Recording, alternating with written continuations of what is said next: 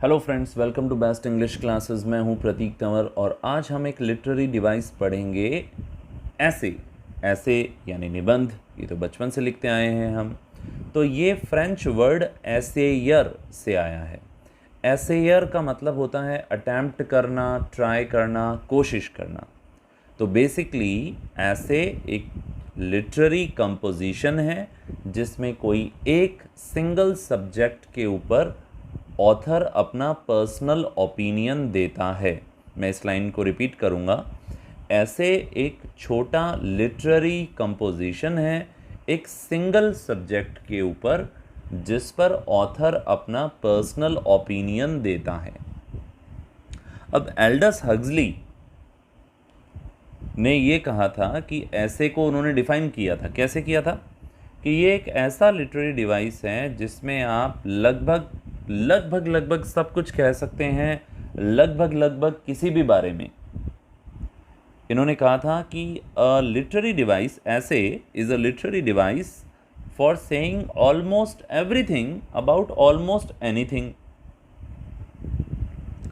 अब Oxford dictionary इसको कहती है कि ये एक शॉर्ट पीस ऑफ राइटिंग है किसी पर्टिकुलर सब्जेक्ट के बारे में, राइट। और इसमें ऑथर अपना पर्सनल आर्ग्यूमेंट देता है, उसका अपना ये एक स्कॉलरली वर्क होता है, पर टॉपिक कोई एक सिंगल टॉपिक होना चाहिए। ओके, अब हम देखें तो ऐसे के दो फॉर्म होते हैं, या तो लिटरेरी ऐसे होते हैं या नॉन लिटरेरी ऐसे होते हैं। अब उसमें से यदि लिटरेरी ऐसे की बात करें तो वो चार टाइप के होते हैं। या तो वो एक्सपोजिटरी ऐसे होते हैं। इस एक्सपोजिटरी ऐसे के अंदर वो जो ऑथर है हमारा, वो कोई आइडिया, कोई थीम, कोई इश्यू पर वो बात करता है अपनी ऑडियंस से, अपने रीडर से, और उस पर अपने पर्सनल ओपिनियन देता है। दूसरे होते हैं डिस्क्रिप्टिव ऐसे। अब जैसा कि नाम से ही जाहिर है कि इसमें डिस्क्रिप्शन होता है किसी टॉपिक के ऊपर। ओके, उसमें किसी बारे में या किसी व्यक्ति के बारे में उसके करैक्टरिस्टिक्स बताए होते हैं, उसके ट्रेट्स बताए होते हैं। अब इसमें पूरी आर्टिस्टिक फ्रीडम है आपको, आप कोई भी इमेजेस लेके आ सकते हैं अपने रीडर्स के माइंड में। ओके, थर्ड होता है नैरेटिव ऐसे। नैरेटिव ऐसे एक टाइप का नॉन फिक्शन है। नॉन फिक्शन यानी इसमें कोई काल्पनिक बातें नहीं लिख सकते आप, बट इसमें कोई स्टोरी आ सकती है। ओके, राइटर ना सिर्फ कोई स्टोरी बताएगा बल्कि वो उसमें कुछ साथ साथ पॉइंट भी देगा, अपने रीज़न भी देगा, अपने तर्क भी देगा। और चौथा होता है परसुएसिव ऐसे। परसुएसिव ऐसे में वो अपने रीडर्स को कन्विंस करने की कोशिश करता है कि उसका खुद का जो पॉइंट ऑफ व्यू है किसी भी इश्यू पे, रीडर भी उसको माने, यानी वो उन्हें परसुएड करने की कोशिश करता है। ओके, तो उसे बहुत सॉलिड रीजनिंग देनी पड़ती है। अब इसमें बहुत आप उसको रिसर्च करनी पड़ेगी ताकि वो अपने आइडिया पे क्लेम कर पाए। अब परसुएसिव ऐसे को आप आर्ग्यूमेंटेटिव ऐसे भी कह सकते हो, क्योंकि इसमें ऐसेज में आर्ग्यूमेंट्स दिए हुए होते हैं। ओके, अब फ्रांसिस बैकन ने लिखा था ऑफ लव, प्यार के बारे में। तो उसमें उन्होंने ये एक परसुएसिव ऐसे था। इसमें उसने अपने रीडर्स को परसुएड करने की कोशिश करी कि जो लोग भी सक्सेसफुल होना चाहते हैं उन्हें कभी they should never fall in love, उनको कभी प्यार नहीं करना चाहिए। अब इसमें उन्होंने कई एग्जाम्पल दिए, जैसे एक फेमस एग्जाम्पल दिया उन्होंने पेरिस का, जिसने हेलन से प्यार किया और जिसकी वजह से ट्रॉय का युद्ध हुआ और उसने अपना सब धन दौलत सब कुछ गया उसका, और उसने अपना मेंटल बैलेंस तक खो दिया। तो ये एक बहुत अच्छा एग्जाम्पल है। तो फंक्शन इसका, ऐसे का फंक्शन क्या होता है, क्या काम होता है इसका? एक तो राइटर इन्फॉर्म करता है सामने वाले को, एक्सप्लेन करता है, उसको एंटरटेन भी करता है और उसको परसुएड भी करता है कि वो भी उसी पॉइंट ऑफ व्यू को माने, है ना।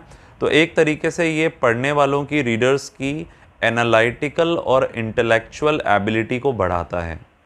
पढ़ने वाले भी उसको पढ़कर नॉलेज लेकर ज़्यादा बेहतर तरीके से एनालिसिस कर पाते हैं और उनकी खुद की इंटेलेक्चुअलिटी बढ़ती है, उनका खुद का इंटेलेक्ट बढ़ता है।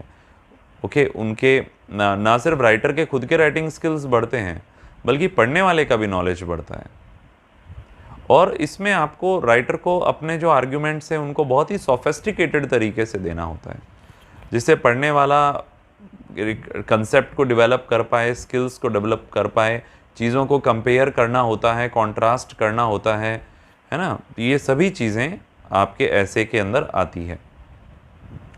तो डॉक्टर जॉनसन का तो कहना है कि ऐसे जो है वो एक इर्रेगुलर इनडाइजेस्टेड पीस है, मतलब उसका कोई रेगुलर या ऑर्डरली कंपोजिशन नहीं होता है। ये जो ऐसे वर्ड है ना दोस्तों, ये फ्रेंच वर्ड एसेई से आया है, ESSAI, जिसका मतलब होता है एक कोशिश, राइट। तो ये ऐसे एक तरह की मेंटल ट्रेनिंग है जिसमें आप अपने आइडियाज़ को एक्सप्रेस कर रहे हो, उनको अच्छे से अरेंज कर रहे हो।